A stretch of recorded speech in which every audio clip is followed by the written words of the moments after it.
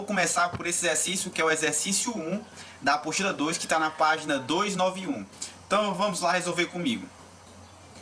Dois corpos de massa M1 e M2 estão separados por uma distância d e interagem entre si com atração gravitacional, com força gravitacional F. Tá ok? Então vamos lá, primeiramente, fazer as marcações dos dados interessantes para a gente responder essa questão. Ele diz que as massas são M1 e M2 e interagem entre si com atração gravitacional F. Então tá aqui a força F e tá aqui eles estão separados por uma distância d, né? Por uma distância d. Isso ele também fala.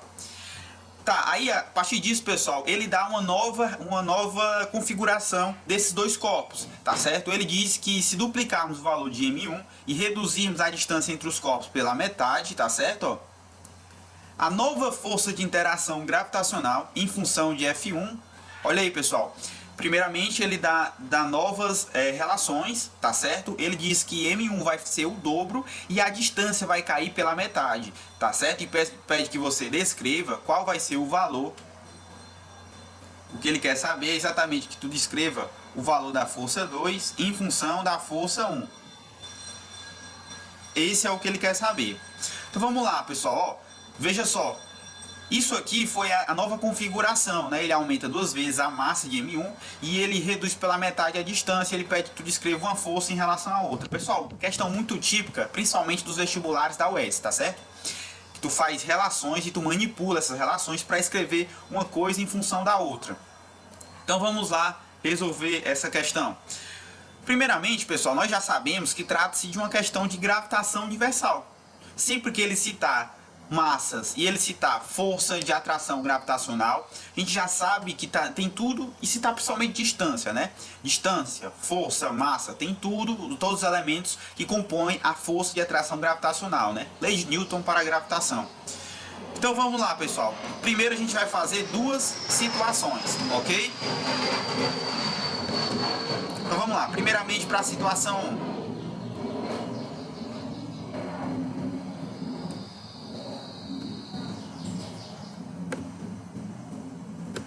A situação 1 seria como é que ela estava anteriormente, né?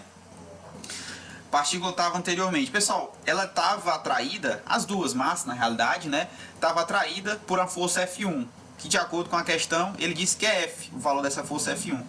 Ok? Que é da situação 1, chama de força F1, né?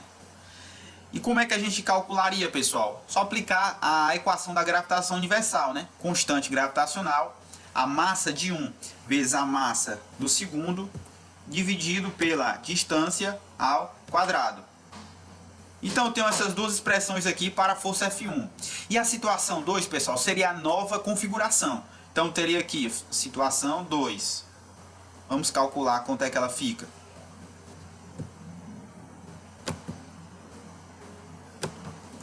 Então eu tenho aqui a força F2 vai ser igual ao quê? O que eu faço agora, pessoal? Olha só. Antes disso, deixa eu apagar aqui e deixa eu colocar um fator muito importante para a gente responder essa questão. Olha só, vejamos o seguinte, ó. Deixa eu afastar isso aqui um pouco para trás. Pronto, agora tem um espaço suficiente. Ó, vamos lá, pessoal. Na situação, o que é que eu tenho? Quais são os elementos que compõem aqui a gravitação universal, né? A equação que eu possuo no momento 1, na situação 1. Eu vou ter a massa M1. Eu vou ter também, pessoal, ó. Eu vou ter a massa M2, ok? E eu vou ter distância. De distância eu vou ter a distância D. E quando eu substituir na equação, eu obtenho essa equação aqui. Já na situação 2, pessoal, eu tenho algumas alterações. Por exemplo, em vez da massa M1, eu tenho duas vezes a massa M1. Ok? Na situação de M2 não muda, né? Não falou que mudou em absolutamente momento algum. E a distância agora, em vez de ser D, é D dividido por 2. Perfeito, gente? Então, vamos calcular agora o valor da força F2, tá? Que é a nova atração gravitacional. Se eu substituo aqui, fica constante gravitacional. M1, em vez de M1, fica 2 vezes M1, multiplicado por M2, que não muda, dividido pela D sobre 2 ao quadrado, agora, por sua vez. Perfeito? Se a gente manipula isso aí, pessoal, o que é que nós obtemos? Constante, duas vezes, m1, m2. D sobre 2 ao quadrado é D ao quadrado dividido por 2 ao quadrado, que por sua vez, nós sabemos que é 4, tá certo? O que é que eu faço agora, professor? Pessoal, sempre que você tiver questões para relacionar grandezas físicas, tá? Você vai separar tudo que tem letra para um lado por tudo que tem número para o outro, tá? Nesse caso aqui, os números são 2, tá? E 1 sobre 4, tá certo? Então eu vou fazer essa separação aqui, perfeito? Fica o seguinte, gente, ó. Fica o 2 na frente sobre 4, perfeito? Que multiplica o G, tudo que tem letra, né?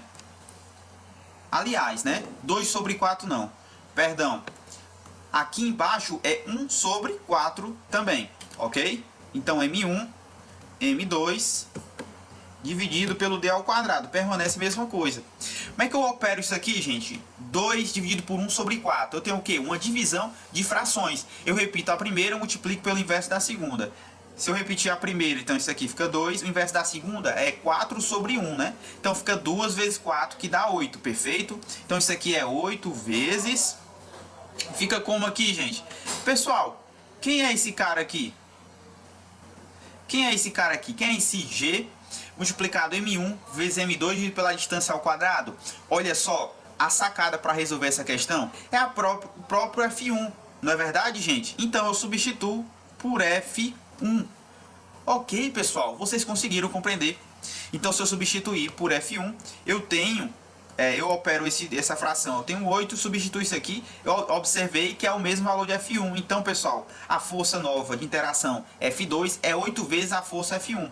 Então, vamos lá, chegamos então na resposta, pessoal. Ó, a nova força de interação F2 é 8 vezes o valor da interação F1, que F1, por sua vez, ele diz que é F, né? Então, fica sendo 8F. Qual é o item correto aqui, pessoal? Só pode ser o item D de dado, né? Então, a resposta aqui é o item D de dado. Certo? Então vamos agora para a próxima questão. Então vamos lá, pessoal. Vamos resolver agora essa outra questão. Essa questão também é uma questão de gravitação universal. Perfeito? Vamos primeiramente ler a questão, depois nós resolvemos ela. É a questão 6 da página 291. No sistema solar, Netuno é o planeta mais distante do Sol, apesar de ter um raio 4 vezes maior. Ok? 4 vezes maior. E uma massa 18 vezes maior. Ok? A massa de Netuno. Do que? Maior do que o que, professor? Maior do que a Terra. Perfeito? Não é visível a olho nu. Perfeito. Considerando a Terra e Netuno esféricos, sabendo que a aceleração da gravidade na superfície da Terra equivale a 10 metros por segundo ao quadrado, pode-se afirmar que a intensidade da aceleração da gravidade criada por Netuno em metros por segundo ao quadrado, aproximadamente é... Vamos lá, pessoal. Primeiramente, nós vamos anotar, os dados da questão, como eu fiz aqui, tá? O primeiro passo que você faz é anotar os dados da questão. Ele diz qual é o raio de Netuno em comparação com o da Terra. Mesmo situação anterior, ele não dá valor, mas ele faz um comparativo. Anotando esse comparativo. Uma hora ou outra vai se cancelar as incógnitas e eu vou ficar com o resultado. A massa de Netuno, ele diz que é 18 vezes a massa da Terra. Anoto também. Agora, pessoal, ele disse que a gravidade da Terra pediu para considerar 10 metros por segundo ao quadrado, né? Que aproximadamente dá isso mesmo. E ele quer saber qual é o valor da aceleração da gravidade em Netuno. É exatamente o que ele quer descobrir. Perfeito? Então vamos lá. Vamos interpretar essa questão fisicamente, tá? Primeiramente, pessoal, trata-se de uma questão de gravitação universal, como nós vimos nas nossas aulas. Perfeito? Só, pessoal, que ele fala não só de gravitação universal. Ele não pede força, ele não pede massa e nem distância. O que ele pede é a aceleração da gravidade, tá? Da mesma forma que nós vimos. E aí, a partir disso, nós precisamos aprender a relacionar a força gravitacional com a força peso, ok? Afinal, na força peso é que aparece a aceleração gravitacional. Então vamos lá, pessoal. Imagina que um corpo está na superfície da Terra, né? ou de qualquer planeta, ele vai sofrer as influências da atração gravitacional. Só que na superfície de um planeta, nós chamamos essa atração gravitacional de força-peso, perfeito? E se você ver a expressão da força-peso aqui, ó, e comparar com a expressão da força gravitacional, é diferente. Mas o que é que tem de diferente? Pessoal, a diferença aqui está no termo que acompanha a massa m, tá? Que enquanto aqui ele chama de aceleração gravitacional, no outro lado ele chama de g mzão sobre d ao quadrado. Professor Samuel, isso é o necessário para me resolver essa questão? Eu digo que sim. Mas você me pergunta, professor Samuel, mas como eu posso relacionar então essas duas coisas? E o que você quer chegar com isso falando dessa relação? Repare, pessoal, as semelhanças. Eu quero dizer então que o valor... Opa, isso aqui não é um Gzão, era para ser um Gzinho. Vamos corrigir aqui. Então, significa, pessoal, que o valor da aceleração gravitacional, a gente pode dizer que vai ser igual a constante gravitacional multiplicado pela massa do planeta, olha só que interessante, dividido pela distância do corpo na superfície do planeta até o centro do planeta. Pessoal, essa distância a gente pode chamar tanto de d ao quadrado, né? Como se ele está na superfície, essa distância, pessoal, até o centro do planeta, nós costumamos chamar de raio do planeta, né? Não seria estranho, não. Então, se eu substituir aqui, pessoal, fica o quê? Por raio ao quadrado do planeta. Então, o que foi que tu descobriu aqui, professor Samuel? Essa aqui, pessoal, é a expressão da aceleração gravitacional. Por exemplo, foi a partir dela que nós conseguimos calcular a aceleração gravitacional da Terra, para ser aquele aproximadamente 9,8 ou aproximadamente 10, como ele diz aqui. Ok? Perfeito, gente. Pronto. Sabendo disso, vamos colocar a mão na massa para resolver essa questão. Somente aplicar agora esses dados. Perfeito? Então vamos lá. Novamente eu vou colocar duas situações aqui, ó. Em vez de situação 1 e 2, melhor, eu vou colocar o seguinte, gente. Vou colocar Terra. E eu vou colocar Netuno aqui. Perfeito? Então fica o quê? Qual o valor da aceleração gravitacional na Terra? Eu vou chamar de GT, certo? Vai ser a constante gravitacional que não muda para planeta algum. A massa da Terra, perfeito, MT, dividido pela distância do corpo na superfície ao raio da Terra, ao centro da Terra, perdão. Essa distância eu vou chamar de raio, né? Que é o próprio raio da Terra ao quadrado. Netuno aqui vai ser a aceleração gravitacional, por sua vez, de Netuno, Gn, que é o que ele quer saber. Constante gravitacional não muda para planeta algum. Massa vai ser a massa de Netuno, Mn, dividido pelo raio de Netuno, agora ao quadrado. Perfeito? Pronto. Você diz assim, professor Samuel, não é possível responder essa questão? Agora vamos fazer a interação entre as grandezas físicas. Assim será possível. Vamos lá. Gn, ó, veja só, vamos utilizar os dados que ele deu agora aqui, ó. Agora a gente utiliza. A massa de Netuno, vamos relacionando com a massa da Terra, é o que? É 18 vezes a massa da Terra. Então fica G vezes 18 vezes a massa da Terra, perfeito? Dividido pelo raio de Netuno, por sua vez, ele diz que é 4 vezes o raio da Terra. Então é o raio de Netuno, 4 vezes o raio da Terra. Olha a gente relacionando, ó. Tudo isso ao quadrado, perfeito?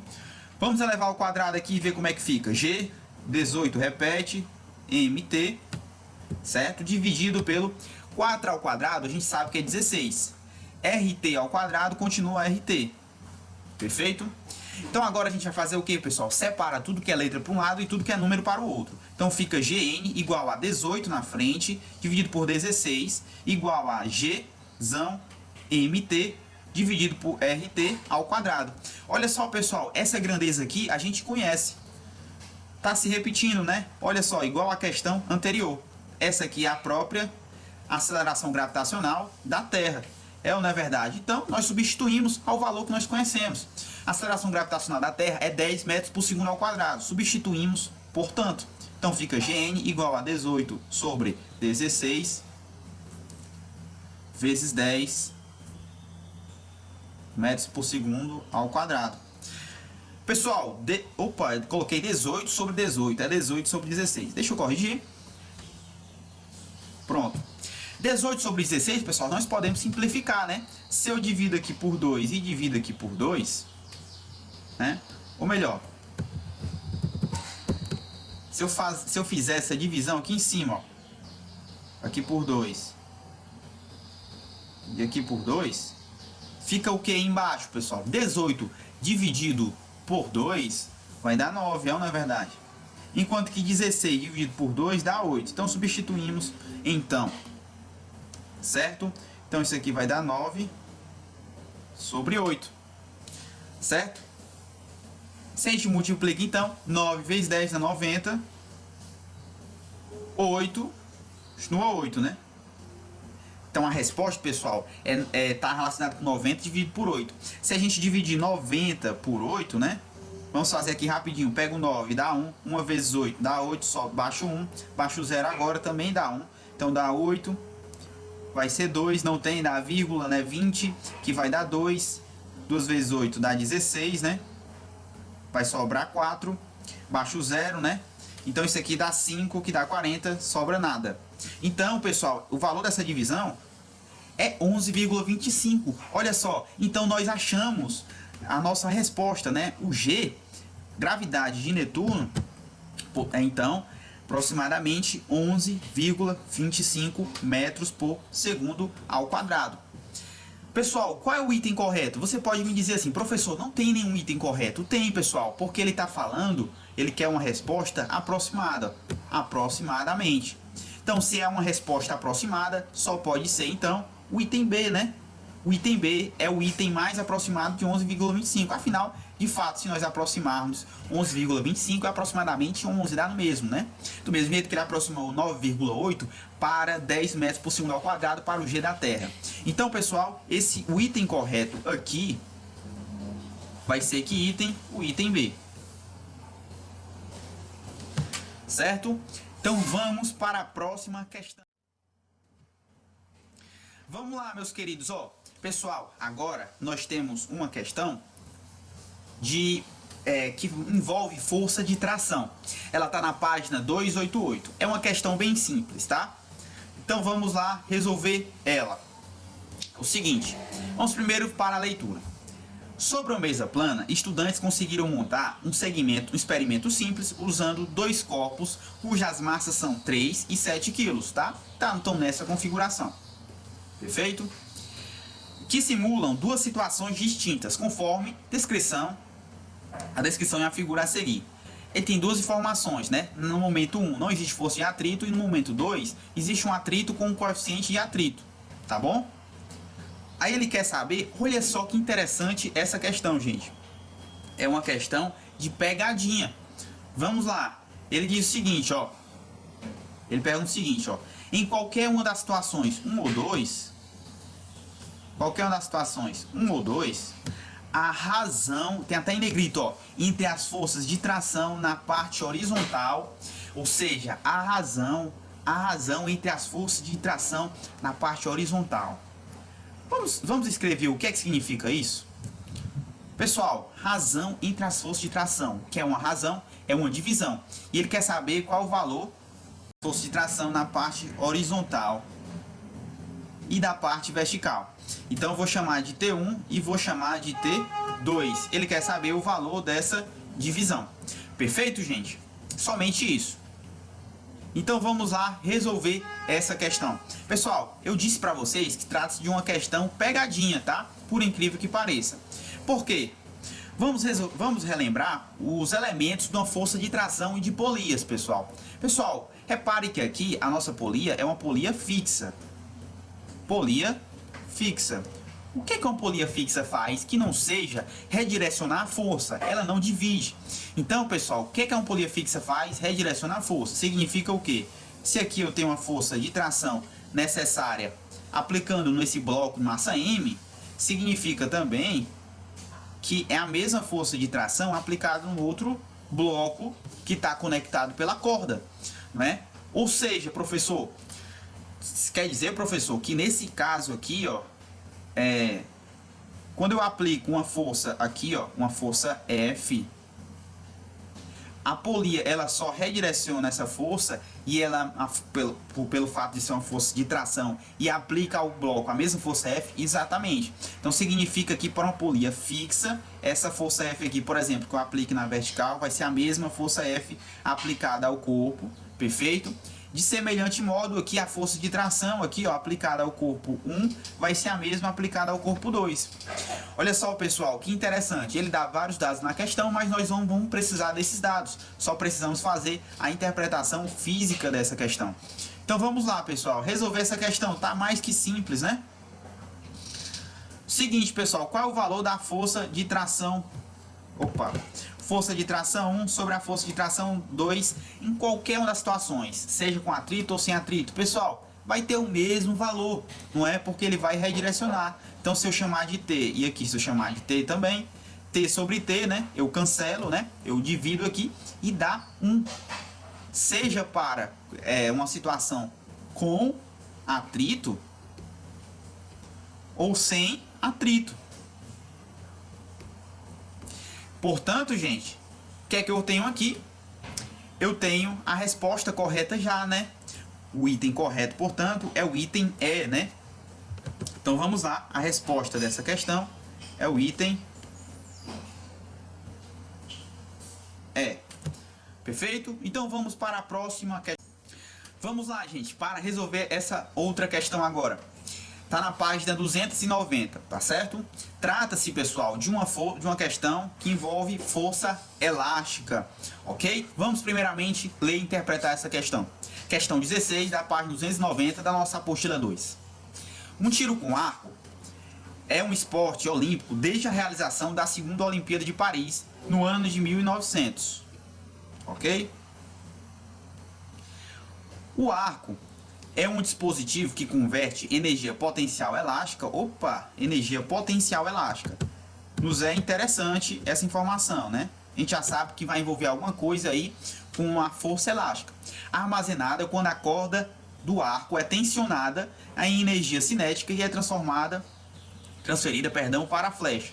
E aí ele dá aqui uma figura ilustrativa e ele diz que no experimento ele começa a medir aqui, ó, a força F necessária para tensionar, certo, do arco e a distância aqui, ó, de deformação aqui do arco, tá certo? Pessoal, nesse caso a gente vai tratar o arco como sendo uma mola, tá bom? Só o fato dele ter citado energia potencial elástica, a gente já sabe que trata-se das informações da força elástica, tá bom? Então, nesse caso, pessoal, se a gente interpretar o arco como uma mola, a gente vai precisar lembrar de algumas informações relevantes para a gente. Por exemplo, o valor da força elástica. A força elástica, pessoal, é uma constante, que a gente chama de constante elástica, multiplicado pela deformação que ele sofre. O que é a deformação? É o tanto de que ele deslocou do seu eixo, o eixo de equilíbrio. Tá, ok? Essa força a gente chama de lei de Hooke, né? Que é a força elástica, a constante elástica vezes a deformação. Perfeito. E ele nos dá aqui, pessoal, uma tabelinha. Vamos ver essa tabela? Ele diz que ele dá um valor, né, da força em newtons para seu equivalente da deformação em centímetros. Inclusive, eu vou apagar esse valor de centímetro aqui. Então vamos lá, gente, ó. Fica o seguinte. Aí ele diz o seguinte, ó. Ele diz o seguinte: quando a deformação for 10 centímetros, a força vai ser 160 newtons. Por sua vez, quando a deformação for 20 centímetros do arco, né? Ou seja, ela puxa bastante, é uma força bem considerável, né? 320 newtons. Consequentemente, quando for 30 centímetros, nós teremos 480 newtons, tá certo? Aí eu te pergunto, o que ele quer saber, né? Conforme ele diz aqui, gente, o que ele quer saber é o valor da constante elástica K. Como se você já tiver tentado essa questão, deve ter percebido. Pergunto para você, como é que a gente faz para encontrar o valor da constante elástica? Pessoal, é simplesmente aplicar a lei de Hooke da força elástica. Se a lei de Hooke, pessoal, é força elástica igual a K vezes a deformação, se a gente passa a deformação para o outro lado, eu tenho um valor da constante elástica. Constante elástica é igual a força elástica dividido pela deformação, tá certo? E a unidade de medida, não esqueça, é Newton por metro, tá certo? Então, pessoal, já matei a charada dessa questão. Eu preciso, simplesmente aplicar a um desses valores que ele dá, ok? Então, se eu substituo aqui, pessoal, eu tenho, ó, constante elástica, valor da força aqui, ó, qualquer um dá certo, qualquer um, dividido por 10. Opa, aqui que tá a pegadinha. Eu não posso dividir por 10 porque aqui ele está em centímetro. E o valor da constante elástica, em sua unidade, é Newton por metro. Então, eu preciso transformar a primeira deformação para metro. Certo? Quanto é que é 10 centímetros em metro? Pessoal, a gente sabe, eu já ensinei para vocês notação científica, né? E você pode transformar por notação científica ou pode ir pela lógica, né? Se for pela lógica, você sabe que é 0,1. 0,1 metro. Se for por notação científica, dá no mesmo. É 10 vezes centímetro, vezes 10 a menos 2, né? Ensinando você a raciocinar aqui, né? Não que seja resposta diferente, é a mesma resposta, né? Só estou ensinando um raciocínio. Vou pegar a primeira aqui. Certo? Vou pegar a primeira aqui. 0,1. Perfeito? Então vamos lá, gente. Vamos fazer essa divisão aqui. Só aplicar, né? Repete o 160.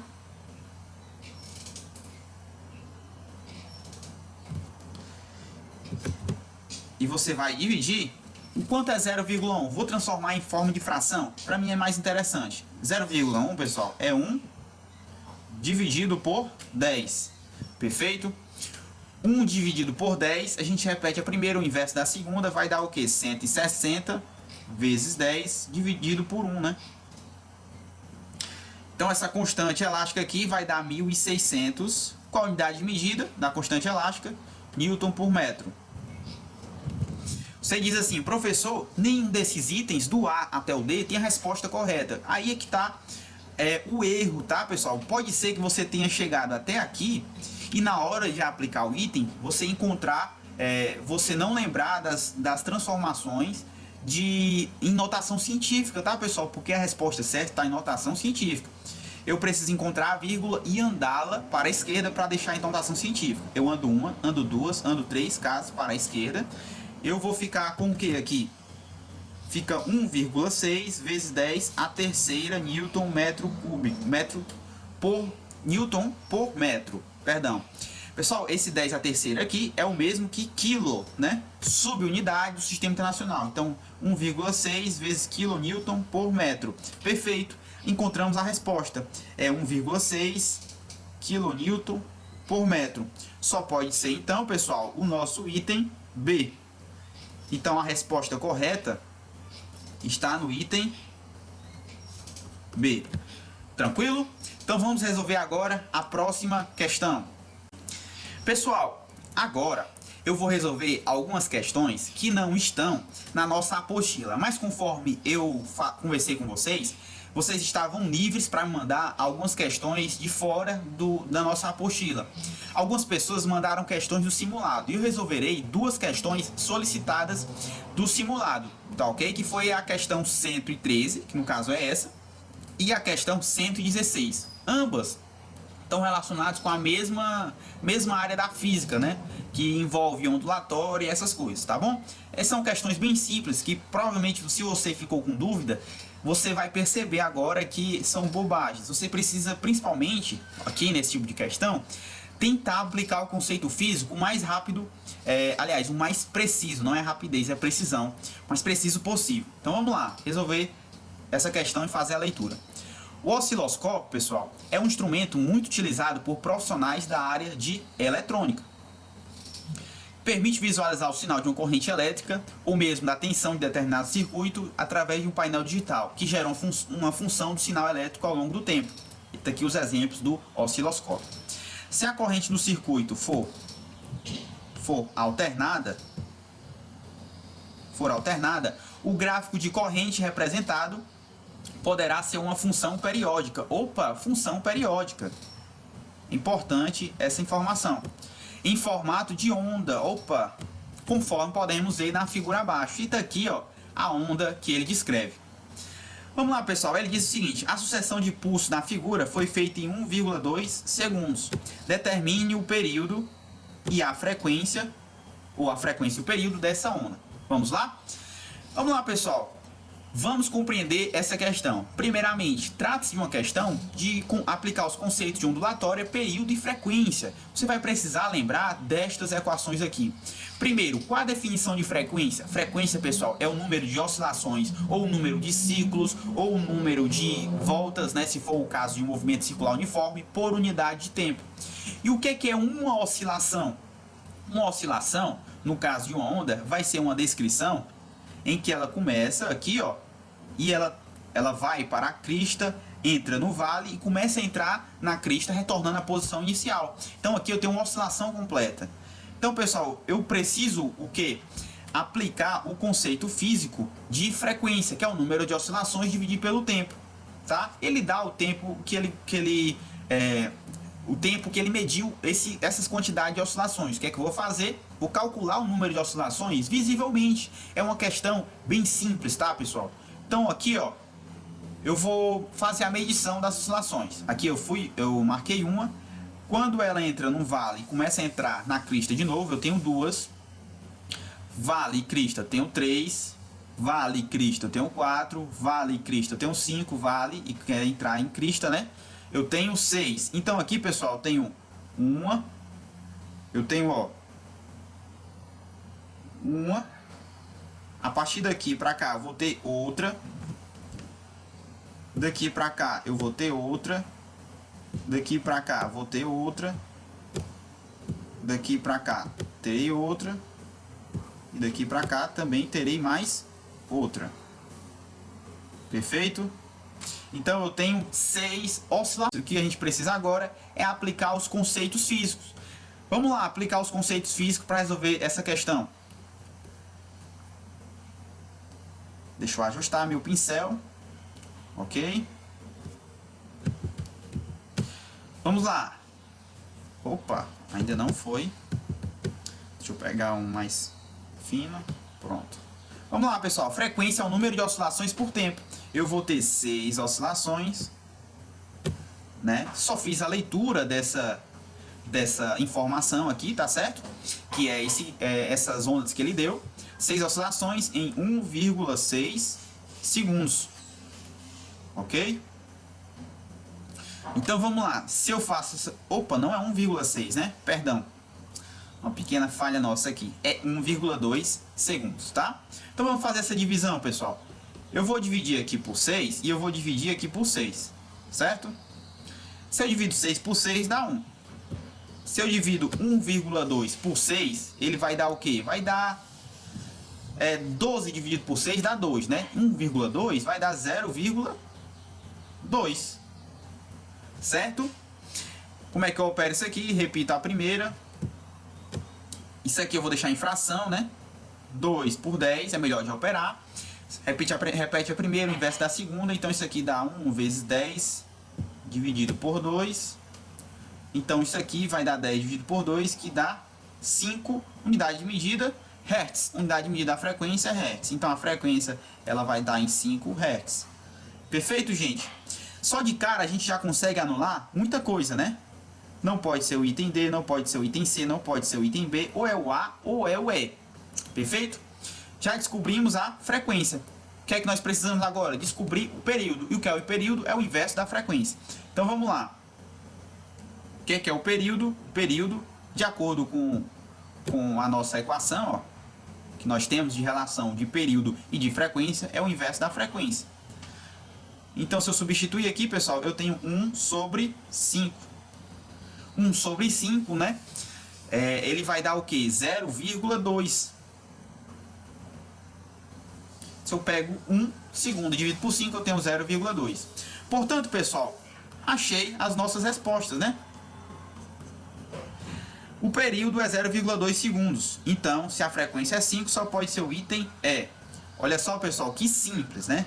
Tão rápido quanto você queira resolver essa questão. Muito simples mesmo. É o item E. Tá bom? Vamos para a próxima questão. Mais outra questão do simulado, ok? Ele diz o seguinte, ó. O sonorizador é um dispositivo físico implantado sobre a superfície de uma rodovia, de modo que uma trepidação e ruído quando a passagem de um veículo sobre ele, alertando para uma situação atípica e frente como obras, pedágios e travessia de pedestres. Ao passar sobre os sonorizadores, a suspensão do veículo sofre vibrações, ok? Que produzem ondas sonoras, perfeito? Resultando em um barulho peculiar. Considere um veículo que passe em uma velocidade igual a 90 km por hora sobre um sonorizador cujas faixas são separadas a uma distância de 10 centímetros, perfeito? A frequência da vibração de um automóvel percebida pelo condutor durante a passagem deste sonorizador mais próxima é de... Aí ele quer saber a frequência, né? Então vamos lá primeiramente interpretar os dados dessa questão. Pessoal, de cara, quando ele fala de velocidade, ele fala de vibração, ele fala de frequência, você não tem outra. Já aplica os conceitos da ondulatória e a equação fundamental da onda, que é V igual a lambda F. Tá ok? Que é o que? A equação da velocidade de uma onda. É uma coisa que eu estou ensinando para vocês que é instantânea, é automática. Sempre quando você vê isso, você já coloca logo, opa, eu acredito que vai ser resolvida através dessa equação. Então o que é que nós vamos fazer? Interpretar agora a questão. Tá? Ele dá essa situação. Uma vez que nós já sabemos que vamos utilizar essa equação em algum lugar, né? E aí o seguinte, ele dá essa situação. O automóvel ele está se locomovendo. Deixa eu aumentar aqui. Ele está se locomovendo aqui, ó, com uma velocidade V, que ele disse, né? Essa velocidade V, de acordo com o que ele disse, é 90 km por hora. E ele passa por esses sonorizadores, que a gente conhece na autoescola como tachão, né? Cada sonorizador que ele passa, ele vai ter uma emissão do som. E tem uma distância de 1 em 1. Olha só, pessoal, de cada sonorizador tem uma mesma distância. E quando ele passa, ele tem uma emissão no som. Aquilo se torna frequente, tá? Então o que é que eu vou ter aqui, pessoal? Eu vou ter uma onda, o som, ele é uma onda mecânica, né? Então vai incluir aqui os aspectos de onda, né? Os aspectos da onda sonora, e vai entrar a frequência e o comprimento de onda. Você já consegue perceber aonde está o comprimento de onda aqui? Pessoal, repare que cada vez que toca no tachão tem uma emissão da onda sonora. Então, eu posso compreender aqui, ó, como sendo... Espera aí um minutinho. Como sendo dessa forma aqui, gente, ó. Cada distância dessa aqui, eu vou ter a diferenciação da produção de uma nova onda, tá? Eu posso até fazer uma correção aqui, para ficar mais próximo do conceito físico que eu quero. E não sei se você consegue perceber, pessoal, se a mesma emissão do som vai ser a mesma onda, não é? Então, essa própria diferenciação do tachão, ela vai ocasionar que essa distância é o próprio comprimento de onda lambda, ok? Olha só que interessante, pessoal, porque eles estão distantes a uma mesma distância, e cada vez que passa por cima de um tachão, tem a dispersão de uma onda sonora. Então, pessoal, essa própria distância é o próprio comprimento de onda lambda. Então vamos lá anotar os dados da questão. Olha só que interessante. A distância que ele deu... Opa! Agora não. Isso, agora vamos lá. A distância que ele deu, a gente descobriu que é o próprio comprimento de onda, né? De acordo com a distância, é 10 centímetros. Tá certo? E a velocidade que ele descreveu do carro aqui vai ser 90 km por hora, certo? Vai ser a velocidade da onda aqui, ok? Velocidade de propagação. Então o que é que nós vamos fazer, pessoal? Primeiro, né? As unidades elas estão malucas, né? Aqui está em quilômetros por hora e ali está em centímetros. Vamos transformar então. O lambda, ele precisa estar em metro, né? O comprimento de onda, então fica 0,1 metro, ou 10 vezes 10 a menos 2, né? Fica à vontade aqui. E a velocidade, pessoal, você precisa transformar de quilômetros por hora para metros por segundo. Se tu transforma 90 km por hora para metros por segundo, tu precisa o quê? Dividir por 3,6. Se tu faz essa divisão aí por 3,6, pessoal, a gente vai obter o quê? Se eu não me engano, é 25. Deixa eu ter certeza. Se eu faço a prova dos 9, né? 6 vezes 5 é 30. 6 vezes 2 dá 12. Aqui dá 15. 3 vezes 5 dá 15. Vai 1. 3 vezes 2 é 6. Mais 1 dá 7. 0. Exatamente. Então, pessoal, aqui deixando bem claro, né? Eu fazendo a divisão. Fica mais simples aqui, né? A gente sabe que dá 25 quando eu divido por 3,6. Fiz a prova dos 9, né? Então dá 25 metros por segundo. Mas na realidade isso aqui dá no mesmo, né? Tu faz essa divisão aqui, ó. 90 dividido por 3,6. Aí tu anda com a vírgula aqui, tu anula a vírgula do outro lado, né? Porque tu anda com a vírgula dos dois lados e tu faz essa divisão aqui. Dá tranquilo, tá certo? Dá no mesmo. Mas como eu já tinha um palpite, eu fui nesse palpite.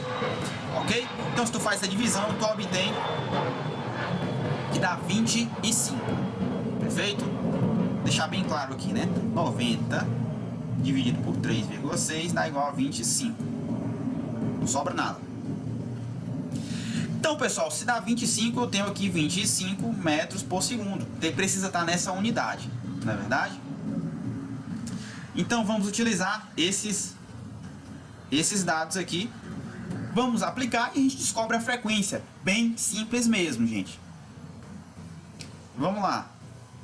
A velocidade é igual a lambda F. Se a gente quer saber o F, a gente isola o F, né? Passa o lambda para o outro lado.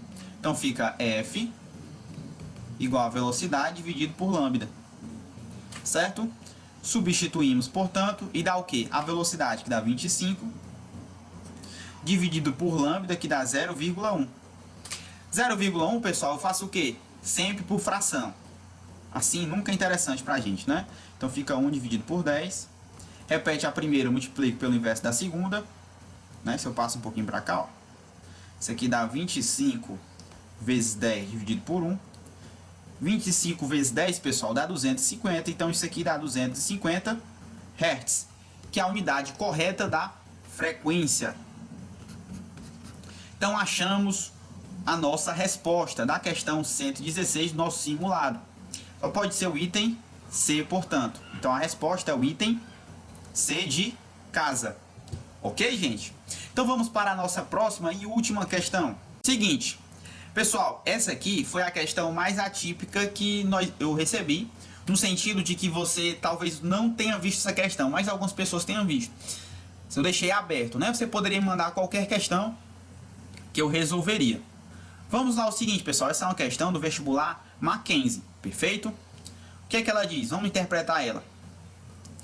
Ó, de cara a gente já sabe que trata-se de uma questão de polias, não é verdade? E ele diz o seguinte: um estudante quis verificar experimentalmente a vantagem mecânica obtida numa associação de polias. Opa, já sei que eu vou utilizar os conceitos de associação de polias, então você já vai relembrando. É assim que você vai resolver sua prova do Enem da UES. Utilizada para equilibrar peso em um determinado corpo de massa M, perfeito. Dentre várias montagens, destacou duas que se encontram ilustradas acima, tá certo? Considere as polias e os fios como sendo ideais, desprezando os pesos dos dinamômetros e dos suportes, a relação de intensidade, relação entre as intensidades da força F1 e da força F2, medidas respectivamente em D1 e em D2, é... Pessoal, vamos lá. Já sabemos que trata-se de uma questão de polias, tá certo? Então você vai precisar relembrar dos conceitos de interação entre polias, tá? Então deixa eu relembrar com vocês aqui. Ó, aqui nós temos dois tipos de polias estudadas, as polias móveis e as polias fixas, e as relações entre elas, tá?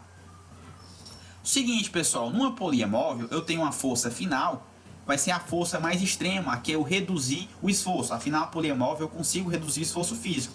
Diferentemente a polia fixa, eu vou ter só uma redireção, eu vou ter só um desvio. O que seria para movimentar um corpo para cima, aplicado para cima a força, eu aplico para baixo e ele aplica no corpo para cima, não é? Afinal, essa vai ser a aplicação da força de tração, ela redireciona.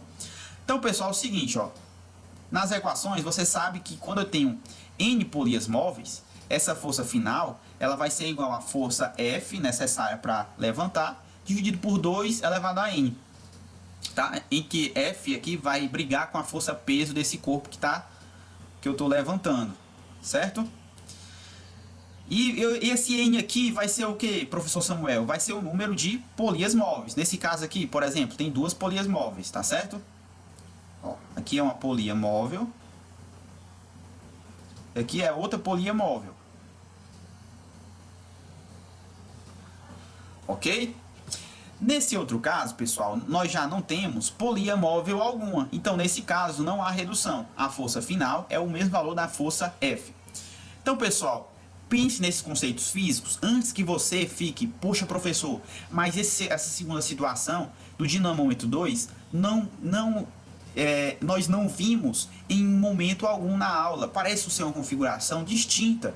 Pessoal, pense no conceito físico antes de ficar confuso, né? Pense que pensar no conceito físico é mais importante do que pensar em aplicar a equação, ok?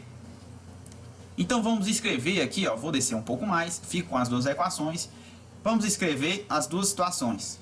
Pessoal, as duas situações a gente tem essa configuração, tá ok? Aqui eu não quis desenhar porque não era conveniente, né? Dá para fazer assim.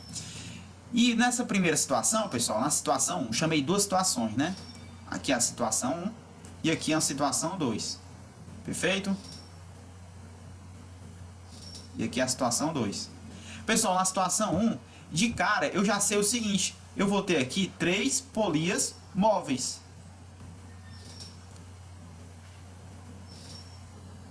Ok? Então, pessoal, não preciso desenhar. Já sei que tem 3 polias móveis. E eu vou ter, lembra da força final. A força final vai ser a força F1. Então, lembra que essa é a força final. Então, a força final, em relação à força que ao que ela está disputando, né? Aplicada no corpo, a força final, ela se transforma em força F, não é? Então, a força final, ela vai ser o quê? O número de polias móveis, que é 3, não é? Sendo dessa configuração, a força F, né, que está lutando com a força peso, dividido por 2 elevado ao número de polias móveis. Então, 2 elevado a 3. Então, é o valor da força F dividido por 8. Tá? E a força F, por sua vez, está lutando com a força peso. Tá bom? Então, ficaria dessa maneira aqui, pessoal. Força F, não é? Aliás, eu vou deixar dessa forma aqui, tá bom? Força F igual a F sobre 8. Perfeito? Agora vamos para a relação da situação 2, gente, ó. Ó o seguinte, gente. Parece ser uma configuração bem diferente e esquisita. De maneira que aqui, nós sabemos que F2 é a nossa força F, enquanto F1... a força final. Enquanto F1 era a força final, agora F2, nas situações, é a nossa nova, força final. Então, pessoal, a força peso aqui, o que vai brigar com a força peso é a força F. Isso aqui você já sabia. Certo? Então, como a gente já sabe que a força F é a que vai brigar, o seguinte, essa força F, ela vai ser dividida pelo número de polias móveis. Pessoal, é bem simples. Encontra quantas polias móveis tem aqui? Eu tenho uma, eu tenho duas. Então, eu tenho só 2 polias móveis nessa segunda situação. Então, aqui eu vou ter uma e aqui eu vou ter a segunda polia móvel. Somente essas duas? Só. A partir disso, pessoal, eu faço aqui, ó, a divisão. Essa força F aqui, ela é dividida em uma banda, né? Afinal, cada polia móvel, ela vai dividir a força pela metade que recebe. Então, pessoal, se ela está apoiada de duas formas e em cada uma das polias móveis, primeiro, cada polia dessa vai receber metade da força F, né? Então, deixa eu colocar aqui para ficar bem claro. Então, ela recebe cada polia dessa F sobre 2. Afinal, ela está apoiada em duas. E pelo fato de ser móvel, ela vai dividi-la, por sua vez, na metade, para cada parte da corda. Então, essa parte da corda aqui recebe a metade de F sobre 2, metade de F sobre 2 é F sobre 4. E essa outra parte aqui recebe F sobre 4. Por sua vez, essa polia móvel que recebe metade também divide aqui uma banda da corda F sobre 4 e outra banda da corda F sobre 4. Pessoal, repare que F sobre 4 vai ser o valor aqui, ó, da força de tração que se receberá a força final, porque vai ser só redirecionada. Portanto, gente, deixa eu deixar bem claro aqui, então, desse caso aqui eu utilizei a equação. Nesse caso aqui, na situação 2, eu estou só aplicando o conceito físico puramente, tá certo? Então, pessoal, o valor da força final é bem simples de perceber. Ele fica, ó, pelo redirecionamento da força, igual ao valor da força dividido por 4. Se você resolve por simples compreensão dos conceitos físicos, tá certo? Agora, pessoal, se você quiser resolver pela equação, professor, e pela equação não dá certo também não? Dá sim, ó.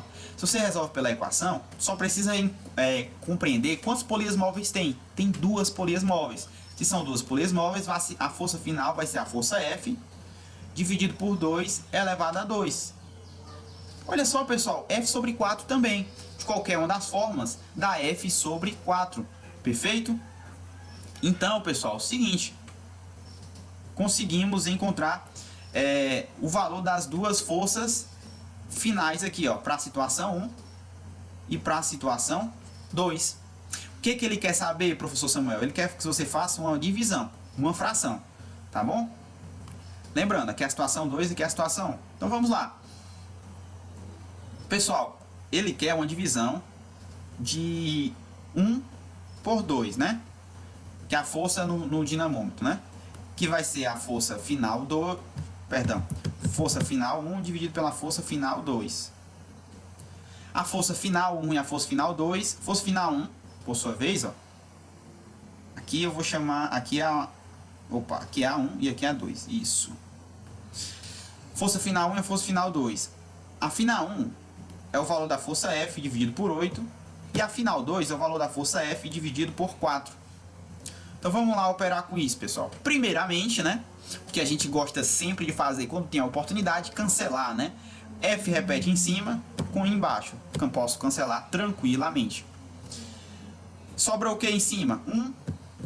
1 sobre 8. E embaixo sobra 1 sobre 4. Perfeito? Eu repito a primeira, multiplico pelo inverso da segunda. Repete a primeira, 1 sobre 8. Inverso da segunda, 1 sobre 4. 4 sobre 1. Eu vou ter o seguinte. F2 sobre F1 é 4 sobre 8. Se eu divido por 4 em cima e divido por 4 embaixo, eu tenho 1 meio. Olha só, pessoal, então, F1 sobre F2 é equivalente a 1 meio. Qual é o item correto aqui, pessoal, que diz? Certamente é o nosso item D. Perfeito, gente? Então, mais uma vez, achamos a resposta dessa nossa questão. Tá bom? Então, até mais, pessoal.